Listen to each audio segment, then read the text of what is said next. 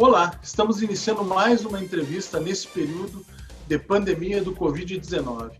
Hoje vamos conversar com a infectologista Paula Martinez, que tem uma grande experiência de atuação na rede pública de saúde aqui em Santa Maria e hoje chefia a infectologia da Santa Casa de Caridade de Bagé. Paula, muito obrigado por ter aceitado o nosso convite, né? Dessa forma, né, através das redes sociais. Muito obrigada pelo convite. Agora, de forma tecnológica, né, mas muito obrigada pela lembrança também e pela confiança. Paula, tu atuou, né, inclusive a gente já te entrevistou em outras oportunidades pela TV Câmara, né? Tu atuou por um bom tempo na rede pública aqui em Santa Maria. E teve duas passagens que eu acho que foram muito importantes e muito difíceis na tua carreira, que deve ter sido a tragédia da Kiss, né? E também a questão do surto da toxoplasmose em 2018 e 2019. Claro, são eventos distintos e também distintos do que nós estamos vivendo agora, mas que exigem muito e exigiram muito da rede pública de saúde. Eu queria que tu descrevesse um pouco como é que está esse cenário aí na Santa Casa em Bagé e o que de repente tem de analogia, né, de algo parecido com esses dois fatos que tu vivenciou aqui em Santa Maria. Eu acho que tudo é aprendizado, né? Então, não estamos nessa por acaso. Não tem como não associar, não pegar um pouco de experiência de um pouco de experiência do outro, para ser eu hoje aqui vivendo o que o mundo está vivendo. Então, a analogia a gente sempre tem para fazer, são quadros respiratórios, não tem como não lembrar da Kiss, entende? São, entre aspas, um conflito, uma divergência de opinião política, de opinião científica, como também existiu na toxoplasmose. Então, tudo nos constrói e nos prepara para situações que, no meu caso, para ser eu quem eu sou hoje. Mas a situação que se colocou aqui em Bagé, completamente ao inverso do que a gente espera como infectologista, como médico de hospital, a situação se criando a partir do intra-hospitalar, mais um desafio. Então, a gente está aí para aprender, para crescer, para enfrentar, seja da forma que for. Paulo, de forma bem objetiva, assim, como é que está a situação aí de Bagé, né? A rainha da fronteira, como é conhecido. Bagé, abaixo de Porto Alegre, é a segunda cidade com mais casos confirmados até o momento no Rio Grande do Sul, né? Só fica atrás de Porto Alegre, se não me engano, são 24 casos. Como é que está a situação aí? Como é que vocês estão lidando com essa pouco número de respiradores, uma infraestrutura que não é só uma pouca infraestrutura, que não é só uma situação de Bagé, do Brasil inteiro? Como vocês estão lidando aí com tudo isso? Na verdade, eu estou muito orgulhosa disso.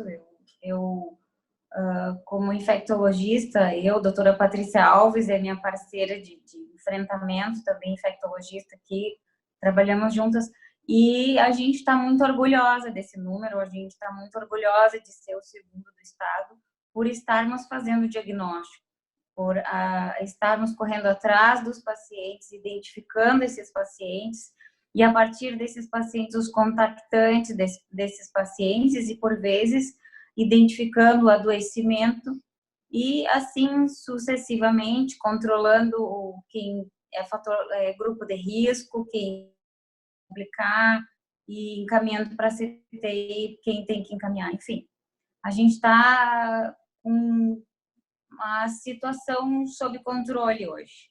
Então, não sei se vai ser assim amanhã. A gente vive a incerteza do amanhã dentro do Covid-19, mas a situação está sob controle. a gente tem os casos mapeados, minimamente controlados. Então, eu não vou ser hipócrita de dizer que eu não estou orgulhosa, porque eu estou, certo? Uhum. Então, nossa situação foi sui generis e isso nos trouxe essa regalia. Então, Sim. o que inicialmente para mim pareceu caótico, catastrófico, hoje eu digo que foi uma regalia. Claro. Paula, eu queria também, antes da gente partir para também outras doenças infecciosas que também são importantes e batem a nossa porta nesse momento, principalmente na entrada do inverno também, eu queria que tu dissesse assim, como o Covid-19 funciona no organismo das pessoas? Ele tem características, funciona diferente em determinados organismos? Ele está funcionando diferente, ele está agindo no organismo diferente do que ele agiu, por exemplo, na China e na Europa, por conta da temperatura. Queria que tu explicasse um pouco isso. Não. O vírus, ele, como eu vou te dizer, ele ser novo, ele ser inédito para a imunidade humana é que torna ele extraordinário, certo? Essa mutação que ocorreu, o coronavírus ele já existe, certo? Ele já é um velho conhecido nosso, mas essa mutação não.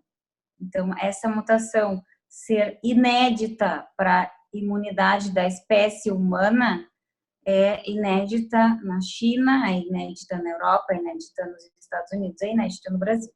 Então, isso é que torna ele essa situação mais indefinível. Como eu falei antes, o que eu tenho hoje eu sei, o que eu tenho amanhã eu não sei. Então, por quê? Porque eu não sei como as pessoas vão reagir, eu não sei quem tem capacidade de deformar anticorpo, eu não sei quem tem capacidade de superar o ciclo desse vírus. Mas o que a gente sabe o ciclo viral dura uma média de 14 dias, podendo os sintomas surgem entre o quinto, o sétimo dia, as complicações aparecem até o 10º dia.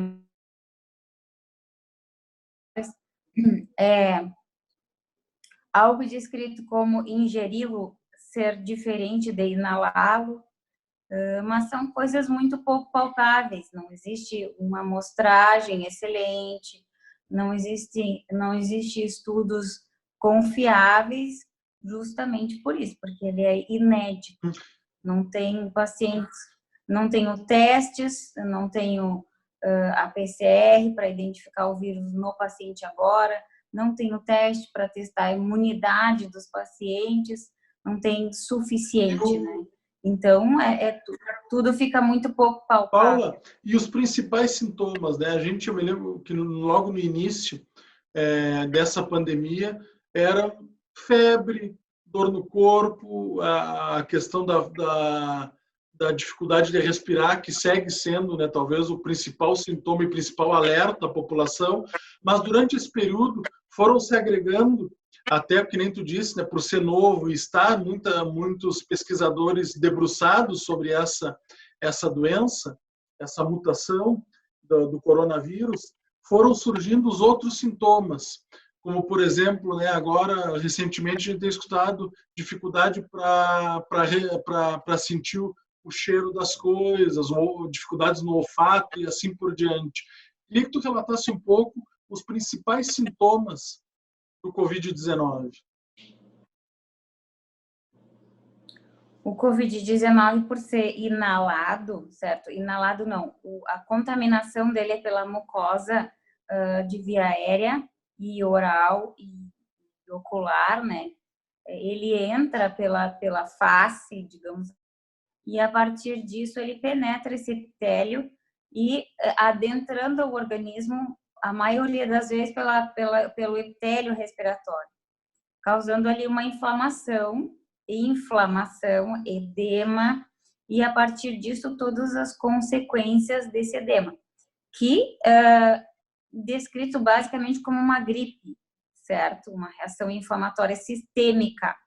Então, o paciente ele tem um adoecimento generalizado de prostração, mialgia, febre, artralgia, o epitélio respiratório ser comprometido, os sintomas gripais eles se sobressaem na maioria dos casos, tosse, espirro. A partir disso, vários outros sintomas orgânicos, está descrito também alguns eventos de diarreia, a anosmia, que é o paladar alterado, sim, está descrito também, mas por ser uma virose, os sintomas eles não são em um órgão. Por ser uma virose, a reação ela é sistêmica. Todo o corpo do paciente reage para combater aquele organismo, que muitas vezes não se detém só ao primeiro órgão que compromete, que no caso do coronavírus é o pulmão, a via respiratória. Então, assim, muitos sintomas descritos, a lista é extensa. Os mais comuns, a tosse, a dor de garganta, a cefaleia, a anosmia, né? Depois a mialgia, são sintomas que se encaixam muito num quadro gripal. Então, é mais ou menos essas descrições que a maioria dos pacientes faz.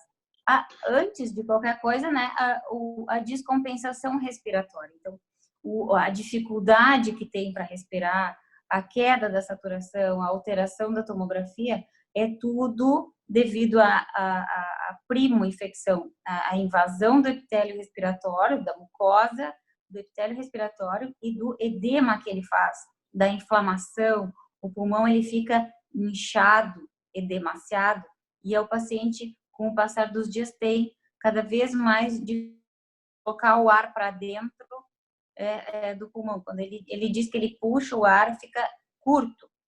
E isso muitas vezes isso pode evoluir muito rápido. Então, essa é a nossa insegurança de quando que o paciente vai evoluir rapidamente para uma insuficiência respiratória e precisar de um respirador. E o respirador precisa ser potente, ele precisa de força para colocar o ar para abrir esse edema. Quantos respiradores a Santa Casa tem hoje aí? Na CTI, nós temos 16 leitos com respiradores para COVID, só para COVID.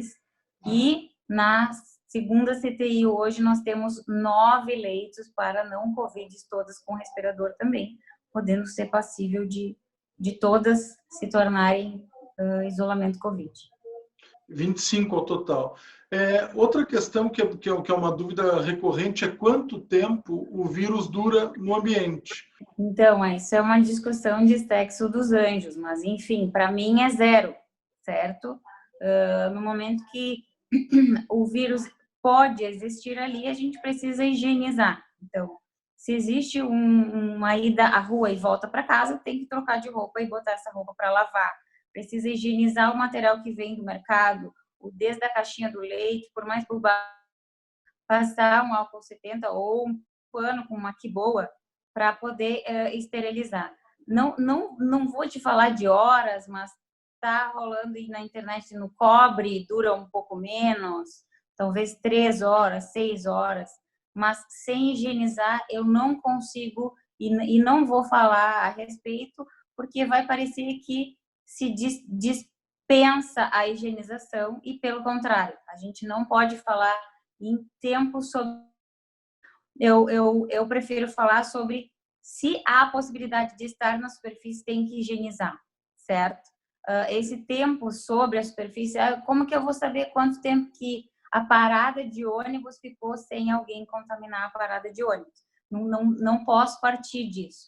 Mas, sim, existem as pesquisas de horas, de dias, sob o sol, o capsídeo viral ele se rompe a partir de horas, 6 horas, assim, cada um com a sua teoria. Eu acho que sol é excelente, arejar o ambiente é excelente, higiene é excelente E é isso que destrói o capsídeo viral e muitos outros germes, entende?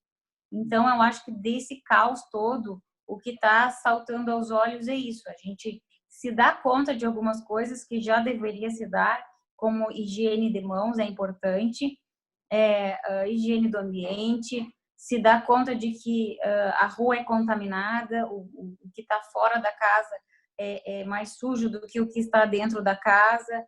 Então, são coisas que talvez a gente antes já deveria fazer e não faz, e hoje está saltando aos olhos. Então, de tudo isso, eu acho que vai ficar de bom essa educação sanitária, que já deveria ser feita e agora está sendo sob ameaça de morte, tendo que ser feita. Doutora Paula, né, a preocupação do mundo hoje é com relação ao Covid-19, mas existem outras doenças infecciosas que também estão batendo a nossa porta. É importante a população não descuidar, por exemplo, da gripe e da dengue, né? Exato, também fundamental não esquecer, ficar focando, a mídia contribui muito para isso, para a atenção ficar voltada só para um germe, enquanto a gente tem tantos outros que está até tão mortais, como se fala bastante em mortalidade, do que o próprio coronavírus. Dengue, por exemplo, é um problema sanitário muito grave no Brasil. E até rola nas redes sociais aí que se higienizar a mão é importante, limpar o pátio também. E eu acho que é uma campanha que nunca deve deixar, que é a eliminação da água parada, o mosquito, porque o Aedes aegypti, ele transmite patologias de alta mortalidade. E isso não pode deixar de ser falado e ser lembrado nunca. A questão Doutora Paula, de influenza... a questão, eu queria lhe fazer uma outra pergunta assim nessa questão, né? Como funciona a dengue? Ela existe dois tipos de dengue. Se eu estiver errado, a senhora me corrige. Uma mais branda e a hemorrágica, que é um quadro mais severo. Queria que a senhora explicasse isso, como a dengue age no organismo e qual é a distinção desses dois tipos de dengue. A dengue, ela é um arbovírus, certo? Que também que entra no organismo através do mosquito. A picada dele injeta esse vírus, injeta, entre aspas, esse vírus dentro do organismo do paciente. E a partir disso, dessa disseminação hematológica do vírus, ele compromete bastante a parte hepática. E a partir desse comprometimento hepático, o paciente pode vir a desenvolver uma forma mais grave ou mais amena. Então, a hemorrágica é uma forma grave de dengue. É um comprometimento hepático muito grande, digamos assim. E, a partir disso, o paciente entra num quadro de anticoagulação e morre por causa disso. Quem vai evoluir mal, quem vai evoluir bem, não se sabe. Se sabe que o paciente que tem dengue, que adquiriu essa patologia, em algum grau de distúrbio de coagulação, tanto que a gente tem a prova do laço, por exemplo, que é o garroteamento do braço e a formação de petequias periféricas, porque se sabe que a dengue causa minimamente um distúrbio de coagulação. Então, se a gente evidenciar isso, né, numa prova de laço, a possibilidade de ser dengue é muito alta. Também se faz isso por deficiência de teste diagnóstico. E isso é uma situação que se salta aos olhos sempre. É muito difícil se fazer um diagnóstico de dengue em tempo rápido, ao mesmo tempo que talvez não se empenhe tanto por não haver um tratamento, né? Um tratamento específico. Então, essa questão viral, ela entra nessa seara diferente do influenza, né? entre aspas, nessa negligência diagnóstica bastante por não ter um tratamento específico. Influenza é um pouco diferente, porque a gente precisa instituir, a partir dos sintomas, em 48 horas, o ótimo do oseltamivir, que é o tratamento. Então, se a gente esperar, a gente perde o timing da otimização do tratamento. É mais fácil a gente introduzir o Tamiflu para quem está sintomático e, a partir disso, buscar melhora do que aguardar um teste confirmatório de influenza. Mas a gente tem o remédio, então a gente pode tratar esse paciente na vigência sintomática. E, diferente do que acontece com a dengue, se eu tiver uma prova do laço positiva, eu vou fazer o quê? Então, a gente fica nessa seara aí. Doutora, é importante também destacar para o público que nos acompanha nesse momento quais são os principais sintomas da dengue, até para caso uma pessoa detecte, procurar ajuda médica, né? Como todo vírus, não existe sintoma específico de dengue, né? O quadro viral, ele é muito parecido. Mialgia, artralgia, dor no corpo.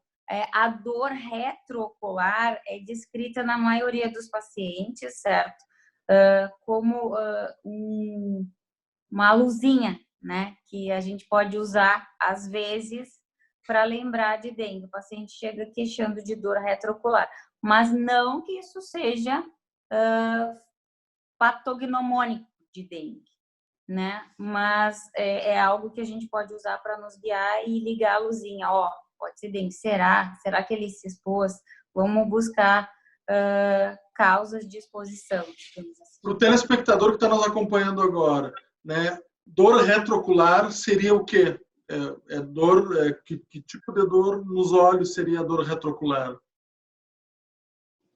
Mas se confunde muito com sintomas de sinusite. É dor atrás dos olhos.